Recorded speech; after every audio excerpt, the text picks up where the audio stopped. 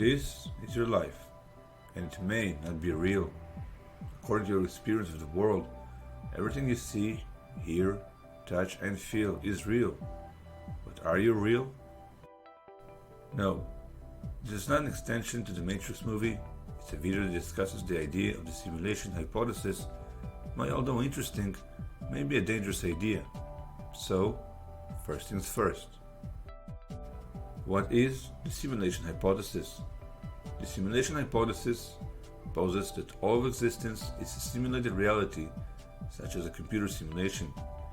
This simulation could contain conscious minds that may or may not know that they live inside a simulation. Another possible option that has been theorized is that we are real living organisms, however, our world and surroundings is a simulation. So, we are real, but the world we live in isn't. Now, you may say to yourself, like other people, who cares if we live inside a simulation or not? Let us simply live our lives, pay our bills, enjoy the here and now. Why bother with nonsense? Well, you can argue the same about space exploration and the study of the universe as well, because life is comprised of small and immediate things, as well as the big questions for our existence, which also drive us forward to learn more and progress as a society, culture, and human beings. That's for a simulation, right? Philosophers ponder such ideas like the simulation hypothesis because they are interesting. You see, they raise questions about the nature of reality and our perception of it, and silently you begin to think about big things, big issues, existential questions, not just staying in a regular reality that is not always that interesting. But, is it safe? We'll get to that soon. Thank you for choosing to watch our video.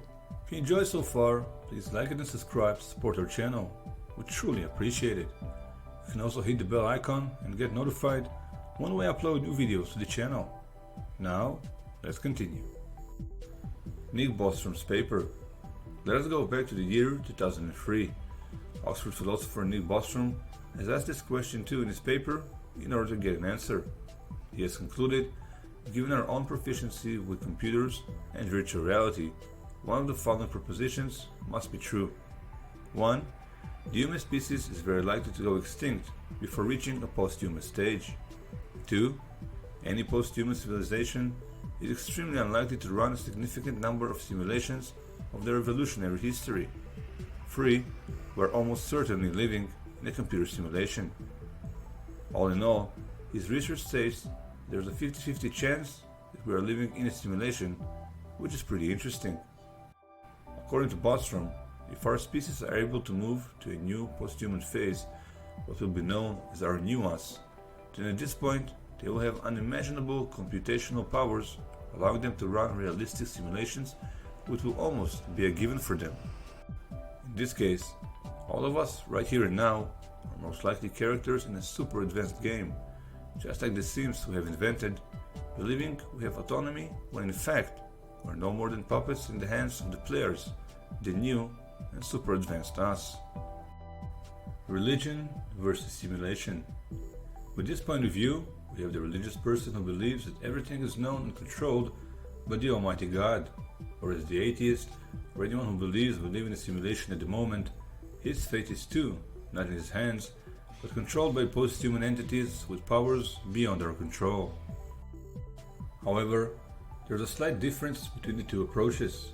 While God is viewed presumably infallible, simulations and simulated world can suffer from glitches. Glitches in the Matrix. So, are we living inside a simulation, or are there glitches with the theory as well? One such glitch is knowing who the first simulator is. You see, just as we may live in a computer simulation that is controlled by a super advanced post-human species, who says they are themselves not part of a simulation that is being controlled by an even higher, more advanced species or simulators, and so on to infinity. To quote from the paper, Recursive Simulation to Aid Models of Decision Making by Pooch and Sullivan from the year 2000, recursive simulation involves a simulation or an entity in the simulation creating another instance of the same simulation, running it and using its results. This is similar to a concept in Indian philosophy known as turtles all the way down. Here, the world rests on an elephant that rests on a turtle that rests on a turtle, and so on. In the West, we might refer to this as infinite regression or the problem of the first cause. This means that the first simulator must enslave all of our simulators, hence, only the first simulator is truly free. So, how can Bostrom's argument that we may live in a simulation actually work? Well, for us to live in a simulated world, advanced intelligences will need to have an interest in simulating their ancestors, in this case, us. Why would they exactly? This is where the second glitch comes to play.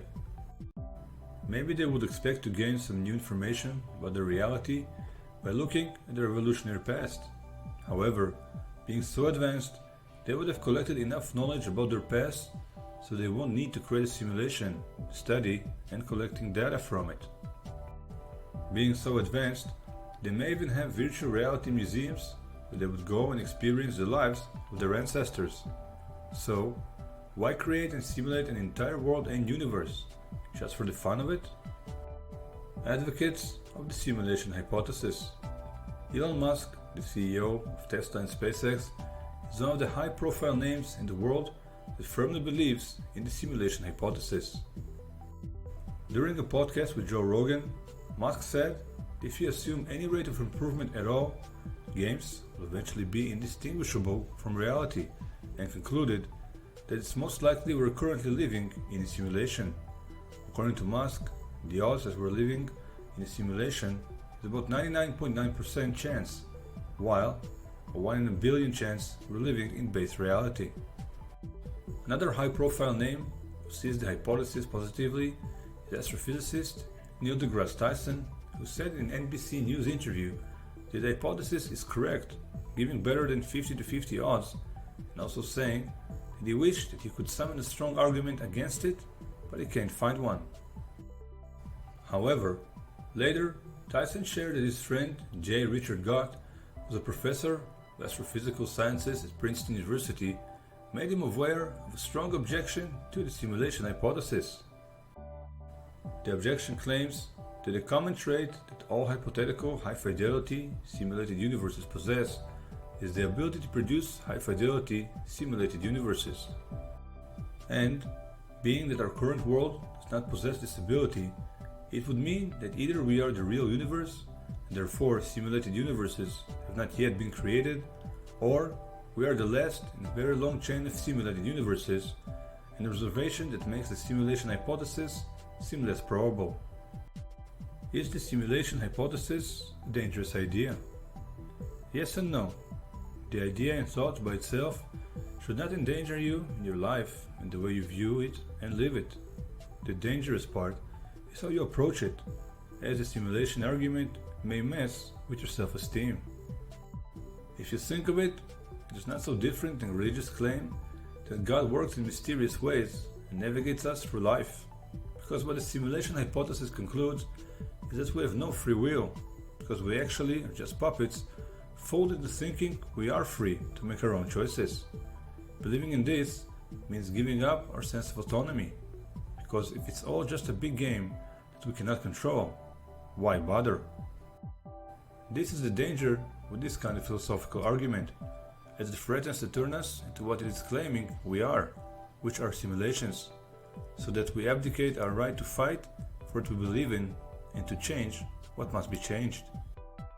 So, let us remember the difference between philosophical arguments and real living. If we want to protect our freedom and live life as we wish to, we need all the autonomy we can muster. So, what's the answer? Unfortunately, we'll probably never know. Asking if we're living inside a simulation is the same as asking if there's a God. With all that's been said, even if we do live in a computer simulation, we will never know it. We probably will never be able to get out of the simulation, so we won't know we live in one, and if we don't live inside a simulation, There's no way of proving it as well. Just like there's no way of proving there's a God, except our belief and faith. Besides our curiosity of this question, as interesting as it may be, does it really matter whether we live inside a simulation or not? Probably not. It is still our lives to be lived and experienced the best way we can, enjoy them, try to fulfill what we want and desire of it, trying to be good people to ourselves and others, and enjoy the gift of life we've been granted from whomever, until we die, or get unplugged. Thank you for watching our video. What do you think or believe? Do we live inside a computer simulation? Let us know in the comments. Reminding you to like our video if you enjoyed it, and subscribe to support our channel. We truly appreciate it. Also, hit the bell icon and get notified when we upload new videos to the channel. Have a wonderful day and enjoy the world around you, whether it's real or made of pixels.